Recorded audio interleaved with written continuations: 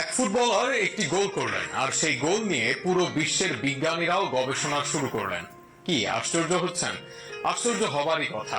যদিও ফুটবল নিয়ে বিজ্ঞানীদের কোনো মাথা ব্যথা নেই, তবে বিজ্ঞান আছে সবকিছুতেই। বুলেট ম্যান খ্যাত রবার্তো কার্লোস করেছিলেন সেই অবাক করা গোল।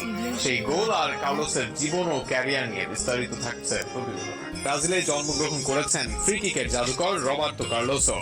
ব্রাজিলের বেশিরভাগ ফুটবলারের মতোই দারিদ্র এক পরিবার থেকে উঠে আসা কার্লোস ইতিহাসের অন্যতম সেরা লেফট ব্যাক। একসময় বাস ভাড়ার অভাবে পায়ে হেঁটে ট্রায়াল দিতে যাওয়া কার্লোস হয়েছিলেন ব্রাজিল ও মাদ্রিদের অন্যতম কিংবদন্তি। বুলেট গতির সব ফ্রি কিক নিতে পারতেন বলে তাকে ডাকা হয় দ্য বুলেট ম্যান নামে। ফ্রান্সের বিরুদ্ধে ওই ম্যাচে ফ্রি কিক পায় ব্রাজিল। শটটি নেওয়ার আগে কেউ বুঝতে পারেননি কি হতে চলেছে, কারণ বলটি যেখানে বসানো ছিল সেখান থেকে সোজাসুজি গোলে মারা সম্ভব ছিল না। কিন্তু কার্লোস সেই সব না ভেবেই বল